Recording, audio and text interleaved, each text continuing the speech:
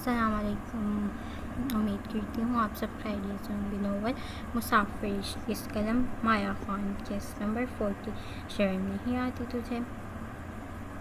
دن دہاڑے کمرے میں گھسا ہوا ہے، کوئی پرواہ نہیں بہنوئی آیا ہے، اس کی خدمت ہی کر لے. خانزادہ نے زمان کو ڈائننگ روم میں آتے دیکھ ٹینس کیا، کیونکہ وہ کب سے بیٹھا تھا اور زمان اب آ رہا تھا، وہ بھی زحیل کے فون کرنے پر، ورنہ شاید آتا ہی نہ. تیری جیسے بہنوئی کو میں منہ بھی نہ لگاؤں. شکر کر بہن دے دی ہوئی ہے، ورنہ تیری شکل میری بہن سے شادی کرنے کی بھی نہیں تھی.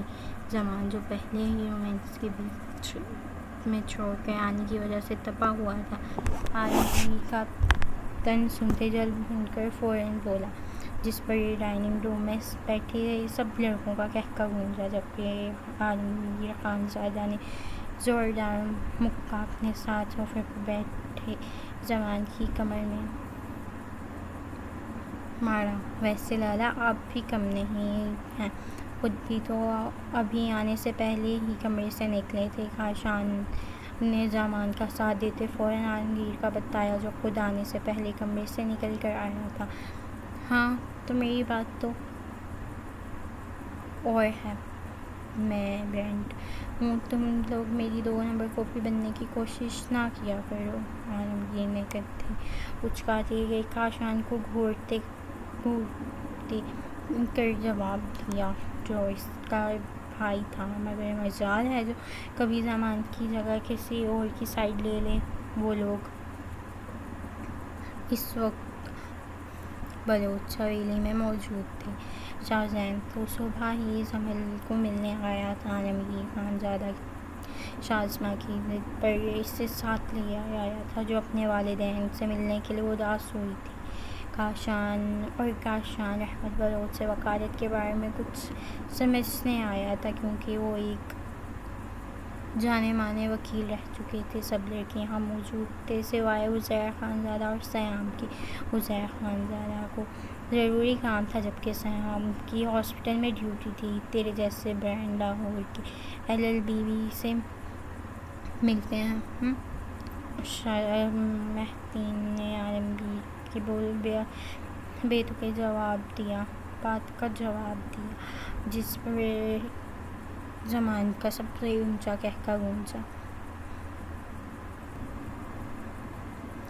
تم سالوں کو میری قدر آنی ہی چاہیے. آفٹر آل بہت جلد تم لوگوں کو ماموں بنانے کا شرف بخشوں گا. عالمگیر نے محتین کی بات کو اگنور کرتے زمان کو آنکھ ونک کرتے زمینی لہجے میں کہا، جس پر بلوچ حویلی کے لڑکوں کا منہ شرم سے لال ہوا تھا. سب کے چہرے دیکھ کر شاہ زین اپنی مسکراہٹ دبائی تھی. لالا رخصتی میری بھی رخصتی ہوئی ہوتی تو ابھی تک آپ لوگ باری باری میری بیٹی کو کھلا رہے ہوتے. زحیل نے بولتے ہوئے اس بات کا ثبوت دیا تھا کہ وہ بے باکی میں عالمگیر خانزادہ کا شاگرد ہے.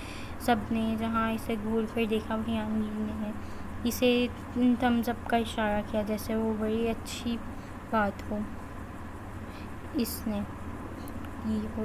کمینے انسان. اب اگر آقا جان مان بھی گئے تو میری طرف سے رخصتی کینسل، تیری ہمیشہ کے لیے. میں نہیں چاہتا میری بہن دیر صحبت میں خراب ہو. زحیل کی بات پر بلال بلوچ نے زحیل کی کان کھینچتے ہوئے کہا تھا، جس پر زحیل نے منہ بسوڑا، جبکہ باقی سب ہنس دیے. زمان کے جانے کے بعد اپنا حلیہ صحیح کرتی الماری کی طرف بڑھی. سے تجسس ہو رہا تھا کہ زمان نے اس کے پہننے کے لیے کیا لیا ہوا ہے آخر. اسی لیے اس کے جاتے ہی الماری کی طرف بڑھی. زمان کی سائڈ کی الماری کھولی اور اس کی بتائی گئی جگہ پر دیکھا تو ایک کافی بڑا بلیک باکس پڑا تھا، جس کو بہت اچھے طریقے سے پیک کیا گیا تھا. جمل ایکسائٹیڈ انداز میں وہ باکس پکڑتی بیڈ پر لا کر بیٹھی اور اسے کھولنے لگی. جیسے جمل نے باکس کھولا تو اس میں موجود ریڈ کلر کی ساڑی دیکھتے پہلے سے اس صورت کا زمل مزید شرم سے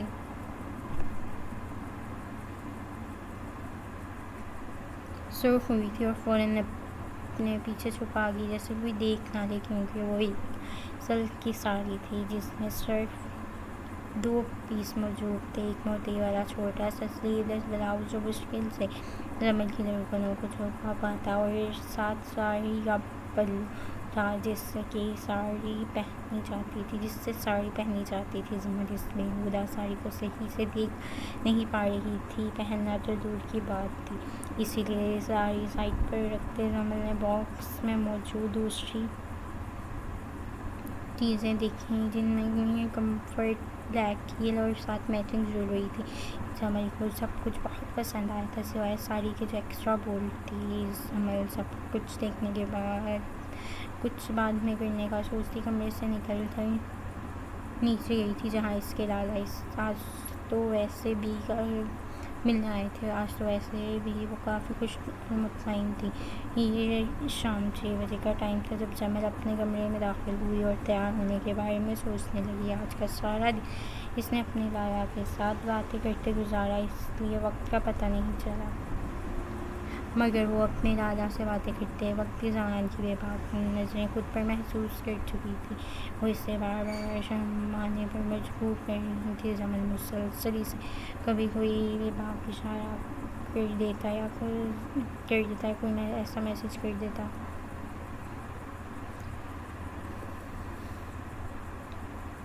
جس سے زمل کا دل کرتا یہاں سے غائب ہوں۔ ابھی زمل تیار ہونے کا سوچ ہی رہی تھی کہ مخصوص رنگ ٹون پر موبائل کی طرف متوجہ ہوئی جس پر زمان کا میسج آیا تھا، روح من جو کہا ہے وہی پہننا ورنہ خود آ کر پہناؤں گا، اب فیصلہ تمہارے ہاتھ میں ہے، خود پہننا ہے یا مجھ سے خدمت کروانی ہے۔ زمل کچھ اور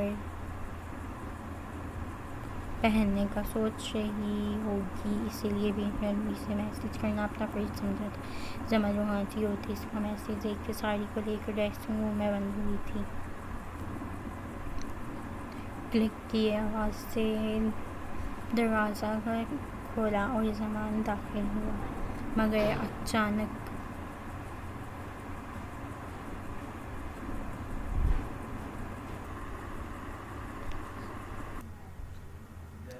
سامنے کا منظر دیکھتے اپنے دل پر ہاتھ رکھا تھا، کیونکہ سامنے زمل اپنے پورے حسن کے ساتھ سحری پہنے، بالوں کو کرل ڈالے، میک اپ کے نام پر ڈیپ میرون کلر کی لپسٹک لگائے خود پر اچھے سے زمان کی بلیک شال اتنی خوبصورت لگ رہی تھی کہ زمان کا دل کیا کہ سب پلین بہار میں جھونک کر ابھی شال یہ اتنی خوبصورت لگ رہی تھی کہ زمان کا دل کیا سب پلین بہار میں جھونک کر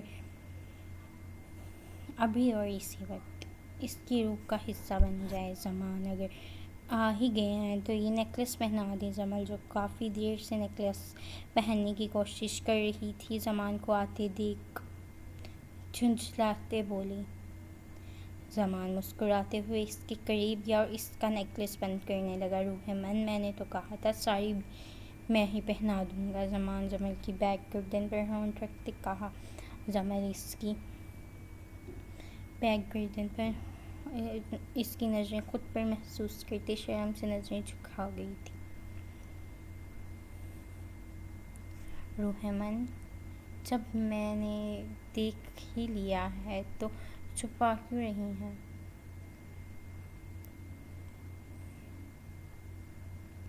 زمان اس کے سامنے آتے چادر اتارتے زمینی انداز میں کہا۔ زمل اس کے عمل سے شرم سے پانی پانی ہوئی، جبکہ وہیں زمان کو چادر اتارنے پر افسوس ہوا،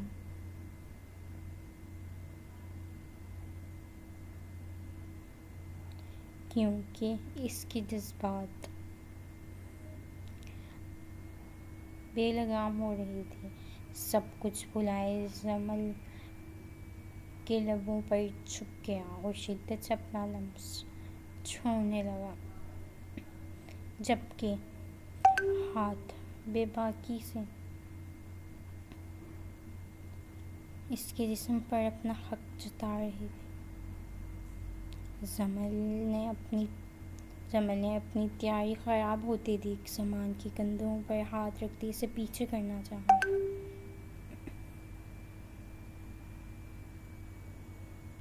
مگر زمان تو پیچھے ہٹنا ہی بھول گیا تھا۔ تقریباً 15 منٹ بعد زمل کی حد سے زیادہ پھولتی سانسوں کو محسوس کرتے پیچھے ہوا۔ زمل نے اسے پیچھے ہوتے دیکھ اس کے سینے سے سر ٹکائے اپنی سانسیں درست کی کوشش کی۔ روح مند اتنے میں ہی سانسیں پھول گئیں۔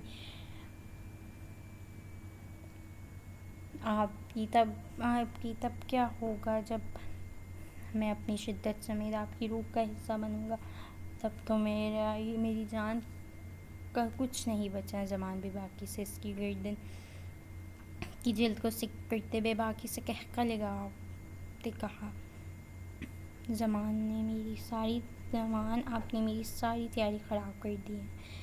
میں نے اتنی محبت سے تیار ہوئی تھی۔ زمل نے اس کے ہاتھ اپنے پلو پر محسوس کرتے منہ بسورے رونے والے انداز میں کہا۔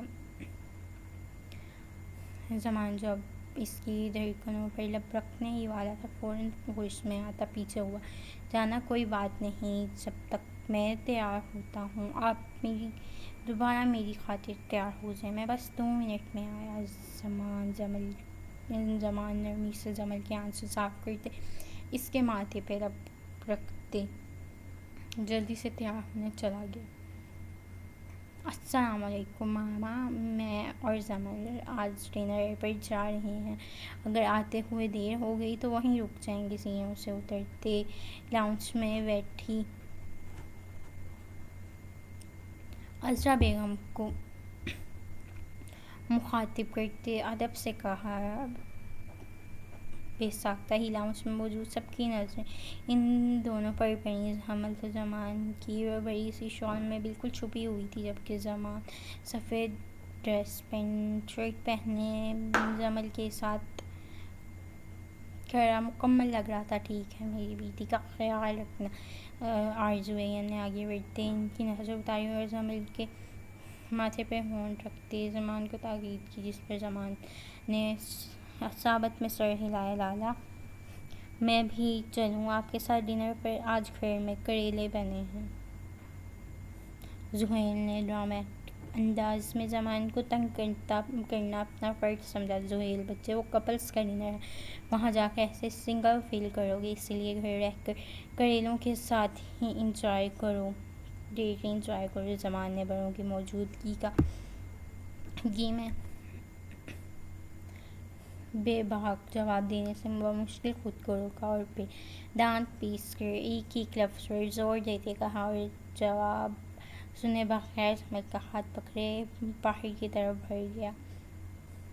ہا ہا ہا۔ پیچھے کاشان جو ابھی تک بلوچ ہویلی میں تھا، زحیل کی سب کے سامنے بے عزتی پر قہقہ لگا اٹھا، زمان یہ کتنے پیارے ہیں۔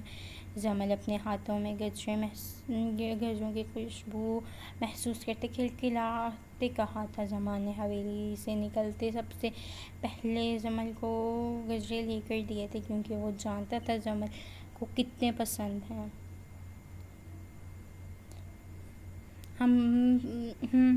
پیارے تو ہیں، مگر میری روح مند سے زیادہ نہیں، زمان نے زمل کی کلائی پر ہونٹ رکھتے ہوئے کہا۔ زمل نے بے ساختہ سرخ ہوئی۔ زمان بس میں اور نہیں کھا سکتی، زمل نے کھانے سے ہاتھ اٹھاتے کہا۔ زمان اسے اسلام آباد کے سب سے مہنگے ریسٹورینٹ میں کھانا کھلانے لایا تھا، وہ کب سے کچھ نہ کچھ پلیٹ میں کھانے کے لیے رکھ رہا تھا، اسی لیے اب زمل کی کھا کھا کر بس ہو گئی تھی۔ روح مند، اچھے سے کھا لو، اس کے بعد صبح سے پہلے کچھ نہیں ملے گا۔ زمان کھانا کھاتے سے اور کھانے کی تاکید کیسے ہی اچھے سے کھانا کھانے کے بعد زمل کو اس کا فیوریٹ میٹھا کھلاتے۔ زمان محبت سے زمل کو گاڑی میں بٹھاتے اپنے سرپرائز کی طرف بڑھا۔ جیسے جیسے زمل کی گاڑی راستہ طے کر رہی تھی ویسے ویسے زمل کی دھڑکنیں بے قابو ہو رہی تھیں۔ زمل کو آج زمان کی یادیں بالکل ٹھیک نہیں لگ رہی تھی، کیونکہ وہ سارے راستے اپنے قریب کے ٹھکانے میں بے باک سرگوشیاں کرتے لایا تھا، جبکہ زمل شرم سے اس کے سینے میں منہ چھپا رہی تھی۔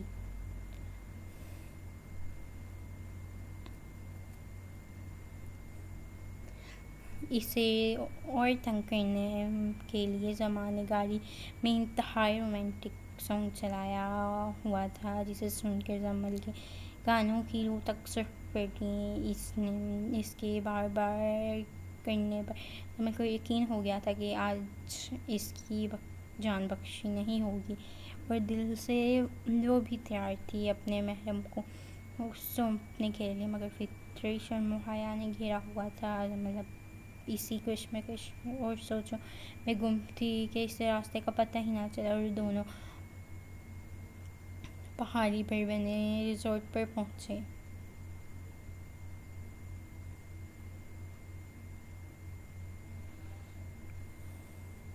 زمان نے گاڑی سے نکل کر زمل کی طرف آتے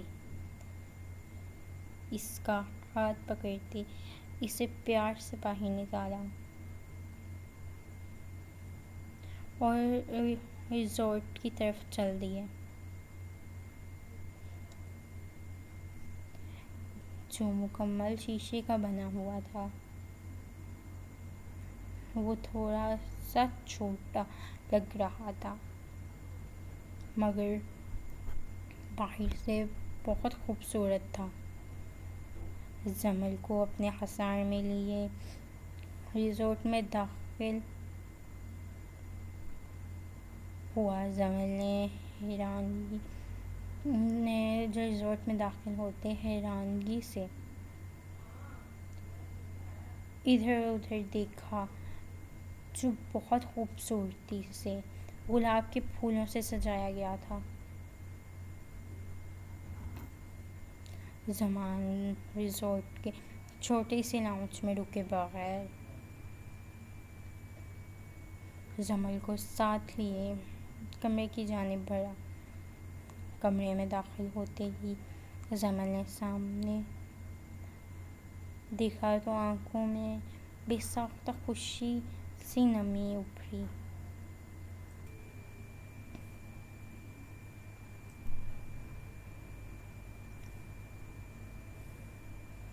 بہت سی روشنیاں پورے کمرے میں جگمگا رہی تھیں۔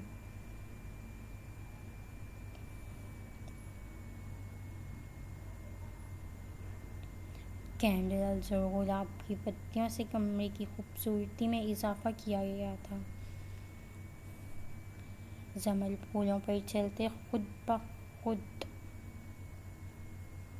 بیڈ تک گئی، جو وائٹ اور گرے کلر کا کمبو تھا۔ پورے بیڈ کی وائٹ نیٹ اور پھولوں کی لڑیوں سے خوبصورتی سے سجایا گیا تھا۔ بیڈ کے بالکل درمیان میں گلاب کی پتیوں سے دل بنا ہوا تھا، اور اس میں روح من کی تحریر سفید چنبیلی کے پھولوں سے لکھی گئی تھی، جو زمل کی دھڑکنوں کو منتشر کر گئی۔ زمل یہ سب دیکھتے بار بار ایموشنل ہو رہی تھی،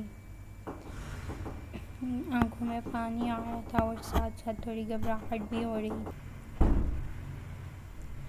کیا بات ہے روح من، آج تو خوشی کا دن ہے اور آپ رو رہی ہیں؟ زمل کی آنکھوں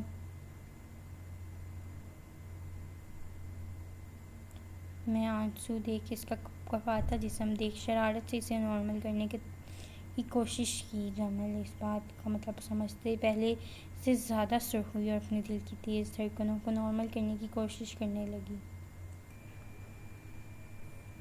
زمان ابھی جمل کو کمر سے پکڑ کے اپنے قریب کرتا کہ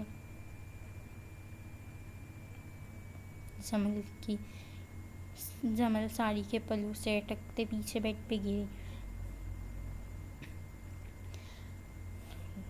جس سے کچھ گلاب کی پتیاں لڑی سے ٹوٹتی جمل کے چہرے پر گری۔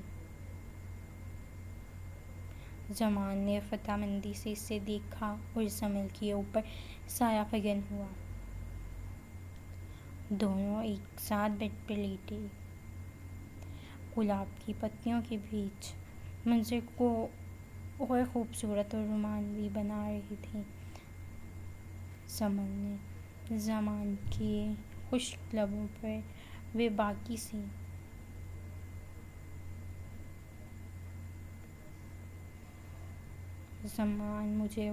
زمان نے بولنے کا موقع دیے بغیر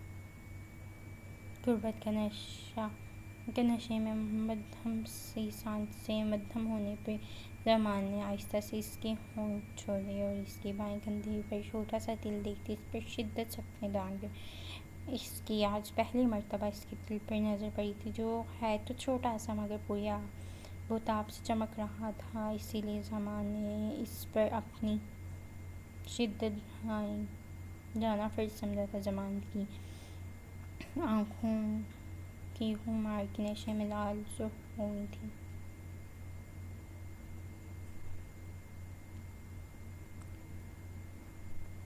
روح من، سسکیاں پوری رات کے لیے چھوڑ دو، ابھی ان لمحات کو محسوس کرو۔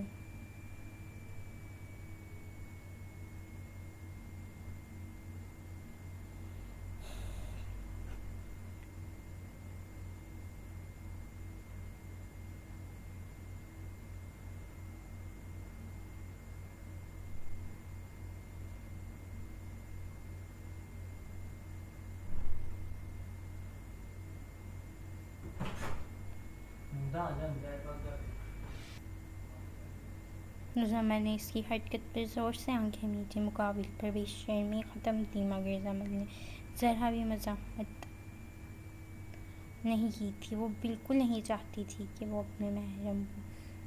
اپنے ڈر کی وجہ سے مزید زمان کو اس کے حق سے محروم کرے، اسی لیے خاموشی سے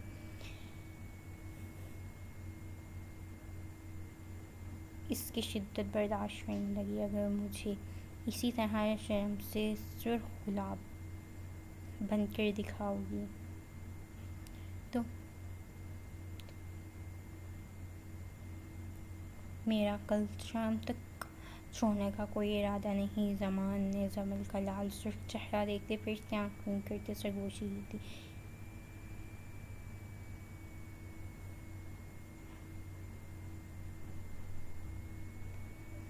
زمان نے جمل کے ماتھے پر محبت سے ہونٹ رکھتے اسے صحیح سے بیڈ پہ لٹایا اور خود اس پر سایہ فگن ہوا۔ ابھی زمان مزید کوئی بے باکی کرتا کہ جمل شرم سے اپنا چہرہ تکیے میں چھپائے بغیر سوچے سمجھے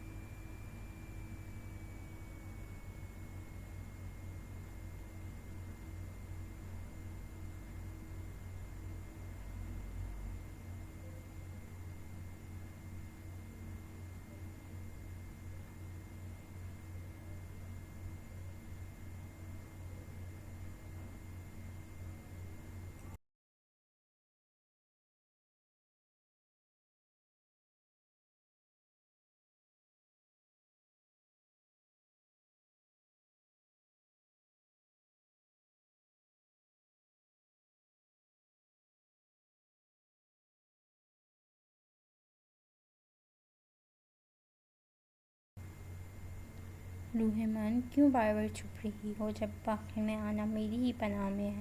زمان نے اسے پھر سے چہرہ چھپاتے دیکھ نرمی سے اس کے بالوں پر ہونٹ رکھتے پوچھا، مجھے آپ سے ڈر لگ رہا ہے؟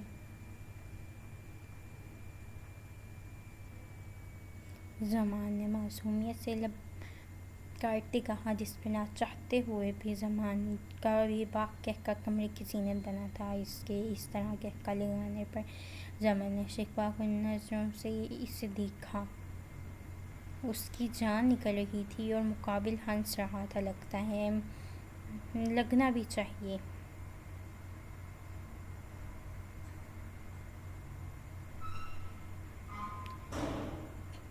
تم نے اور تمہاری بے وقوفیوں نے جتنا میرا وقت برباد کیا ہے۔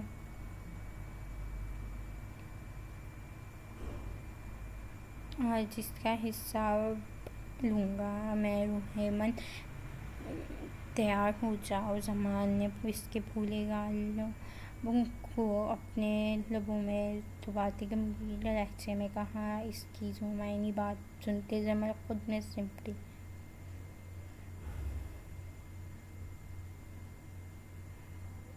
روح من، ویسے میرا تمہاری ہر چیز پر حق ہے، کیونکہ تم صرف میری ہو، مگر میں پھر بھی تم سے تمہاری روح کی گہرائیوں میں اترنے کی اجازت مانگتا ہوں۔ کیا مجھے اجازت ہے؟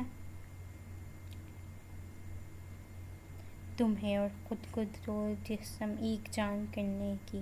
سکون قلب۔ زمان نے جمل کا چہرہ اپنے سینے سے نکالتے خوبصورت الفاظوں میں اس سے اجازت لیتے ایک بار پھر اسے معتبر کر گیا تھا۔